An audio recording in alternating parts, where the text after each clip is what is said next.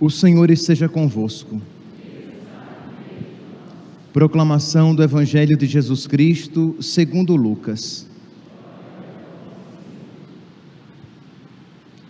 Naquele tempo, no 6º mês, o anjo Gabriel foi enviado por Deus a uma cidade da Galileia, chamada Nazaré, a uma virgem prometida em casamento a um homem chamado José. Ele era descendente de Davi, e o nome da virgem era Maria.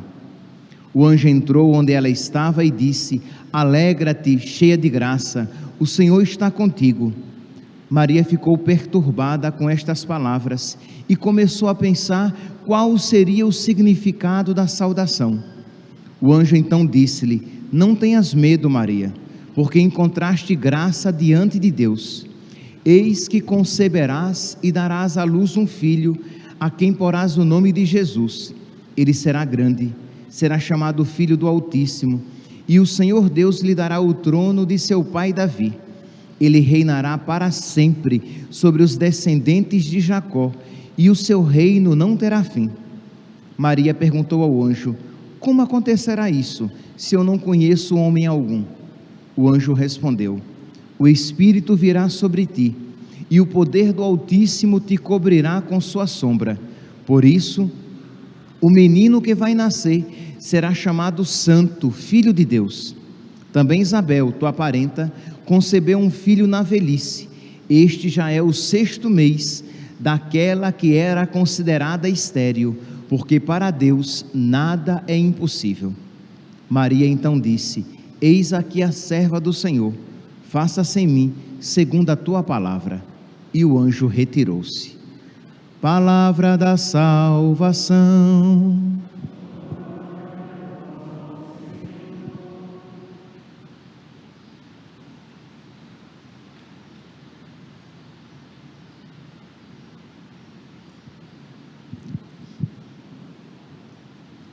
Caríssimos irmãos e irmãs, estamos celebrando a solenidade da Imaculada Conceição, e é uma festa, uma solenidade muito propícia dentro do tempo do Advento. No tempo do Advento, nós estamos nos preparando para a chegada do nosso Redentor, do nosso Salvador, do Filho de Deus. Então é propícia a pergunta, é propício que nós nos façamos a pergunta: mas de quem nasceu este que nos virá? Este que é o nosso Salvador, que é o nosso Messias. Pois bem, então é este agora o nosso olhar. Nós lançamos o nosso olhar para aquela que será a mãe do nosso Salvador, para aquela na qual e da qual será gerado o Filho de Deus. Nós estamos então celebrando a Imaculada Conceição. Mas o que é isso? Eu falei que nós estamos com os olhos voltados para a Virgem Maria. Sim, mas para que mistério? O que é que aconteceu na Virgem Maria que carrega esse nome, Imaculada Conceição? Se alguém perguntasse, a você: o que é que significa Imaculada Conceição? Este 8 de dezembro, por que é uma festa tão importante para vocês católicos? É até um dogma proclamado por Pio IX em 1854. Pois bem, por quê? Que festa é essa? Que solenidade é essa?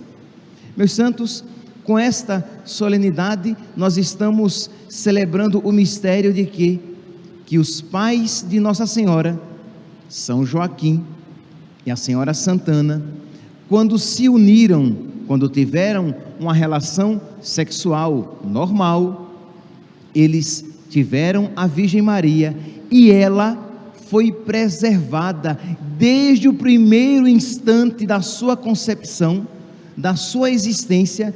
Ela foi preservada de todo o pecado. Nós iremos ouvir no prefácio da missa de hoje, nós iremos ouvir a fim de preparar para o vosso filho mãe que fosse digna dele, preservastes a Virgem Maria da mancha do pecado original. Isto é, porque ela seria a mãe do Salvador, porque ela seria a mãe do Filho de Deus, Deus a preservou de todo o pecado, de modo que, quando a Virgem Maria foi concebida no ventre de São Joaquim e da Senhora Santana, o pecado nunca a tocou. A Virgem Maria nunca foi escrava de Satanás, sempre foi pura, livre, imaculada, sem mancha nenhuma do pecado. Continua o prefácio da missa de hoje: preservastes a Virgem Maria da mancha do pecado original, enriquecendo-a com a plenitude da vossa graça. Aqui é um outro aspecto do mesmo mistério celebrado. Isto é, nós não estamos celebrando apenas que a Virgem Maria foi preservada de todo o pecado. É verdade, ela é imaculada, ela não tem mancha nenhuma de pecado, mas também que quando ela foi concebida no ventre da Senhora Santana, ela foi cumulada de toda a graça. Ela é a plena de graça, a cheia de graça. Ave Maria, cheia de graça. Isto é, desde o ventre materno. Eis que mistério grandiosíssimo, meus santos. Desde o ventre da Senhora Santana, a Virgem Maria tinha mais graça do que todos os santos.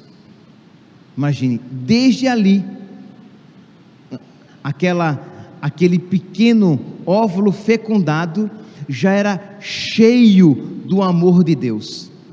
Duns Scotus, um teólogo bem-aventurado, foi beatificado por São João Paulo II. Duns Scotus, ele dizia que Deus poderia fazer um mundo melhor, um mundo mais bonito, um mundo mais perfeito. Imagine Cuiabá sem esse calor. Nossa Senhora, né? Deus poderia, se assim o quisesse, mas Deus não poderia fazer uma criatura mais santa do que a Virgem Maria. Por quê? Porque ela é o ápice a que uma criatura pode chegar. Mais do que isso, só Deus. Mas você vai dizer, mas padre, mas Jesus, ele é maior, ele é mais perfeito do que a Virgem Maria. Jesus é Deus, meus santos. Eu estou falando entre as criaturas humanas. É claro que Jesus teve um corpo e uma alma criados, é verdade, mas a segunda pessoa da Santíssima Trindade é Deus, como o Pai e o Espírito Santo. Então, isso não se aplica a Jesus Cristo. Então, dentre as criaturas, não há criatura mais perfeita. São Luís Maria Grion de Montfort, ele diz, né, e nós conhecemos, há cânticos até com essa afirmação, que Deus juntou todas as águas e chamou mar. Deus juntou todas as graças e chamou Maria. Então ela é, desde o ventre da Senhora Santana, ela é a cheia de graça, e na sua vida aqui na terra, ela ainda cresceu no seu amor a Deus, de modo que, se nós juntássemos todos os santos, todos os anjos, todos os bem-aventurados, os mártires, e nós colocássemos numa balança, nós teríamos um amor menor do que o amor da Virgem Maria. Só uma coisa, meus santos, aqui eu estou falando, quando eu falei que Deus poderia ter criado um mundo maior, mais bonito, mas não poderia criar uma criatura mais perfeita, essa afirmação é de São Boaventura. Eu falei Duns Scotus, que é uma outra afirmação que eu quero falar aqui a respeito dele. São Boaventura que falou, São Boaventura, que Deus poderia criar um mundo mais perfeito, um mundo mais belo, mas não poderia fazer uma criatura mais perfeita. Duns Scotus vai dizer assim, outra coisa, que Deus, Ele nos resgatou. Jesus Cristo é o nosso Salvador, porque Ele nos resgatou dos nossos pecados, purificando-nos dos nossos pecados. Mas Ele é o Salvador da Virgem Maria, porque Ele a preservou de todo o pecado. Assim como um médico, ele cura um paciente, né, sarando-lhe a ferida, mas ele pode exercer uma função muito mais perfeita quando ele evita que aquele paciente venha a adoecer. Então Deus evitou que a Virgem Maria conhecesse o pecado, e tudo isso em previsão dos méritos de Cristo. Pois bem, o mistério de hoje, então, da Imaculada Conceição, nós somos chamados então a refletir, a suplicar a Nossa Senhora a graça de nós também caminharmos no amor de Deus, de nós crescermos no amor de Deus e de sermos verdadeiros devotos da Virgem Maria. Porque, ora, estamos celebrando a Imaculada Conceição, mas a nossa celebração deve levar à imitação.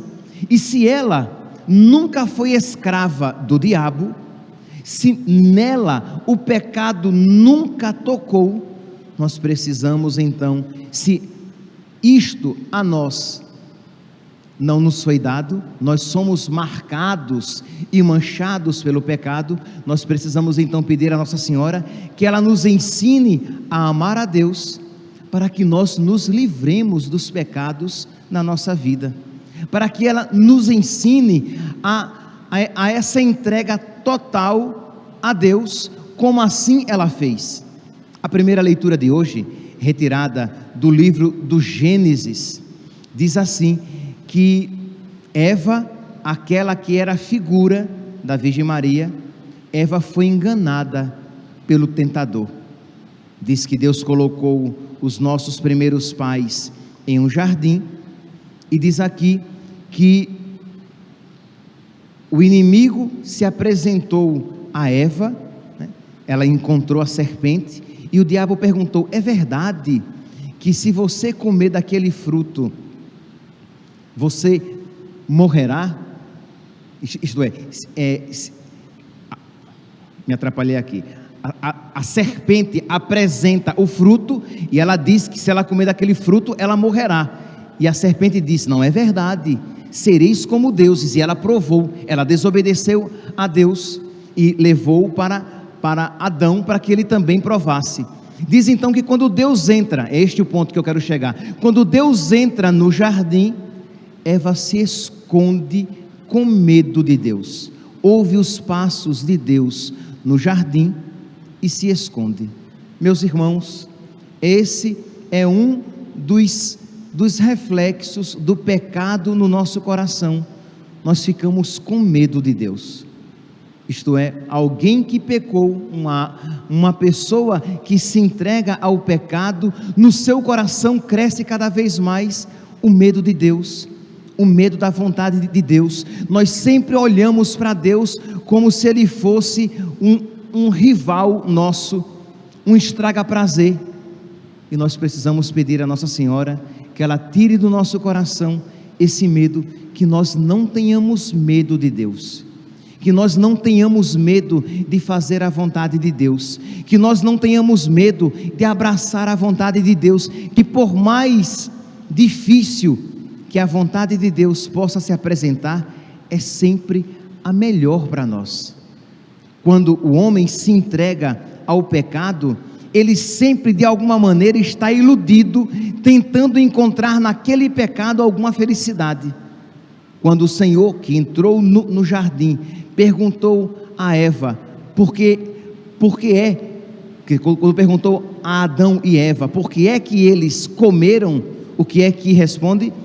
Versículo 12, Adão disse: A mulher que tu me deste por companheira, foi ela que me deu o fruto da árvore e eu comi. Disse o Senhor Deus à mulher: por que fizeste isso? E a mulher respondeu: a serpente me enganou e eu comi. Meus irmãos, existe no coração pecador, e aqui você pode até depois escrever essas duas palavras: medo e engano.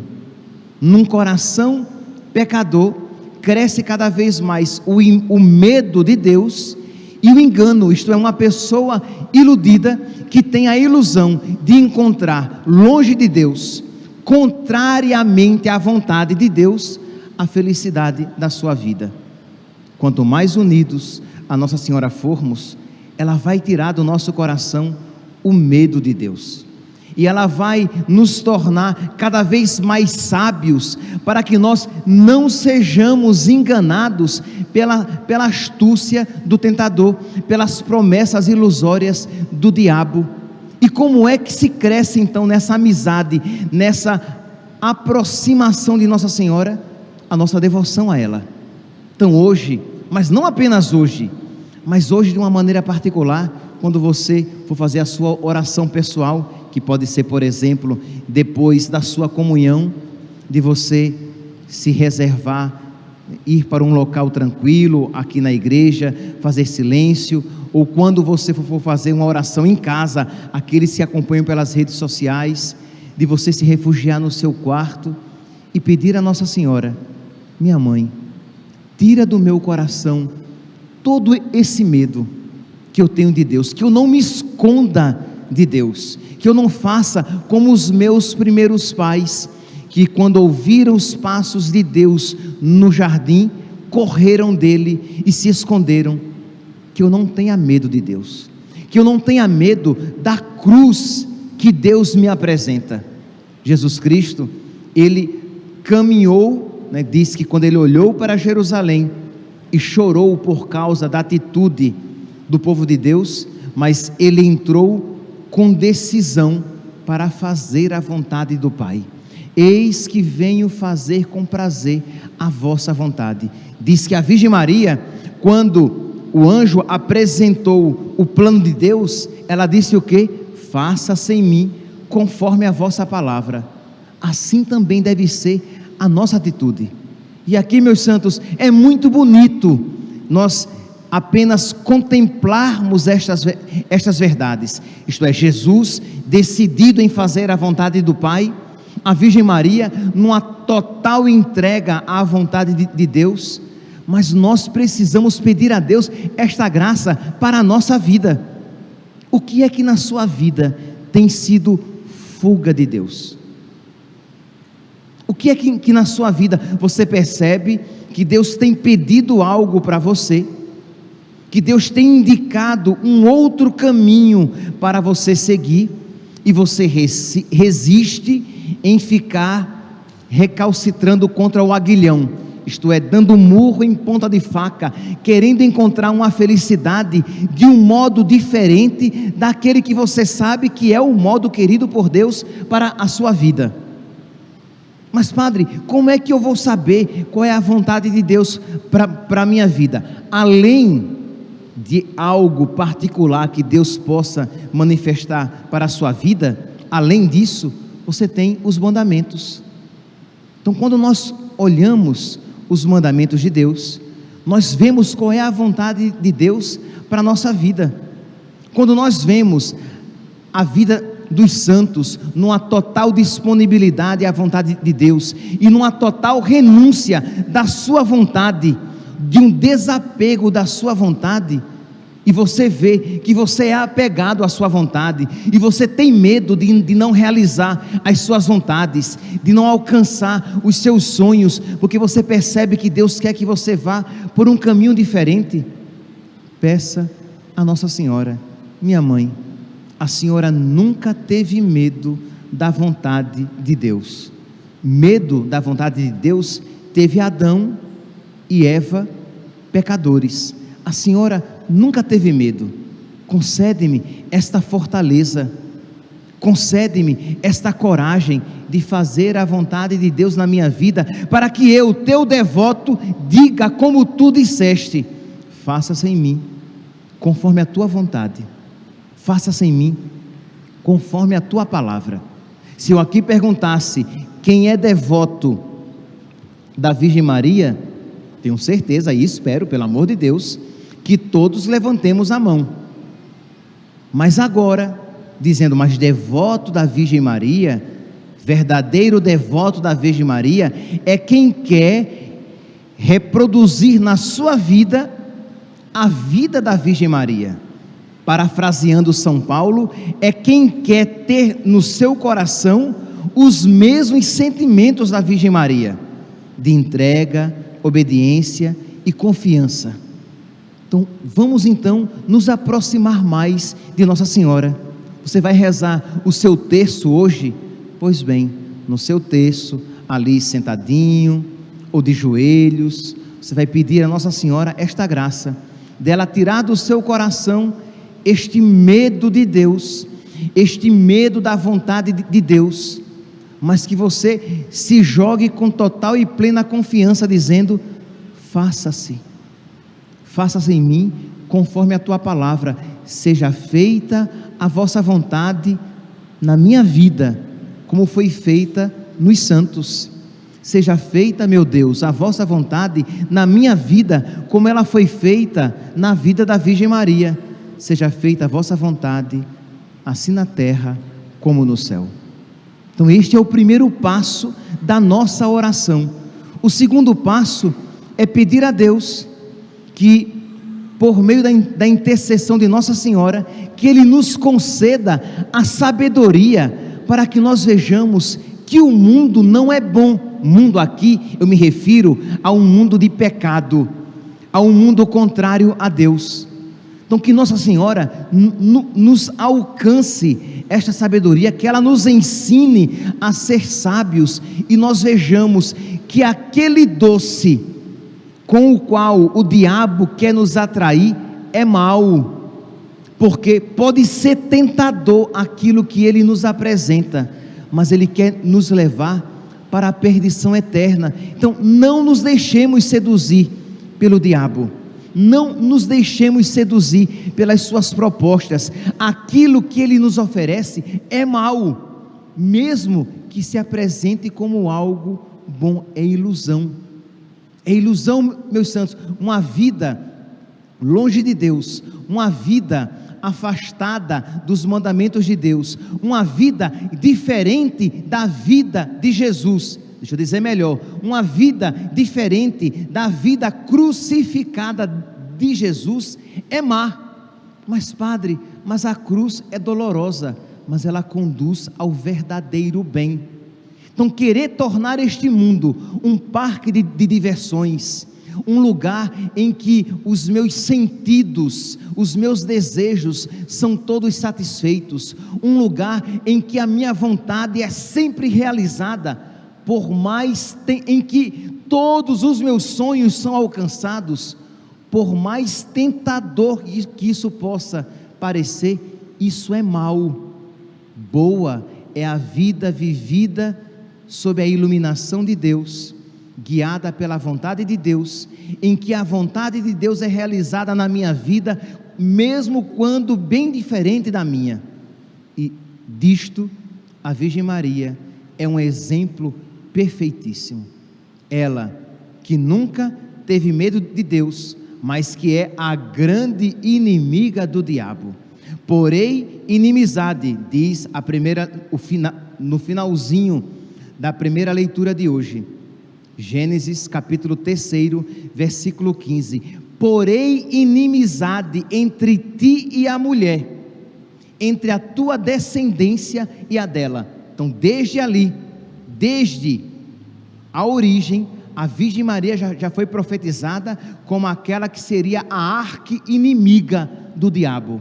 Então, meus santos, nós precisamos não apenas amar a Deus, mas odiar o diabo.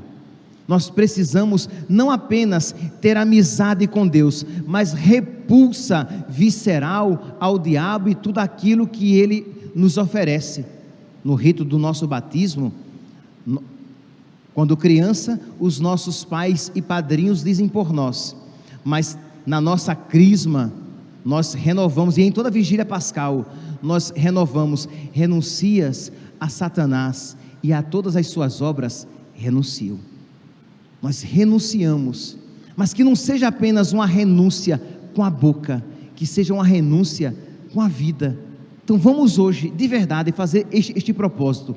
Por exemplo, que hoje, aqueles que vão comungar, que você não saia, por favor, você não terá cumprido com perfeição, né, o preceito de participar da Santa Missa nos domingos e dias santos, se você que vai comungar, principalmente todos, mas de uma maneira especialíssima, os que vão comungar, se você comungar e sair correndo, faça hoje esse propósito de uns 20 minutinhos ali, sentado ou ajoelhado, em silêncio, pedindo a Nossa Senhora: minha mãe, eu estou agora com o teu filho dentro de mim, de uma maneira semelhante como a senhora um dia teve o vosso filho dentro da senhora. Eu estou tão próximo dele, como a senhora está perfeitamente próxima do teu filho. Eu te peço, minha mãe, alcança-me esta graça de adorar o teu filho e de amá-lo com todo o meu coração, com toda a minha inteligência, com todas as minhas forças.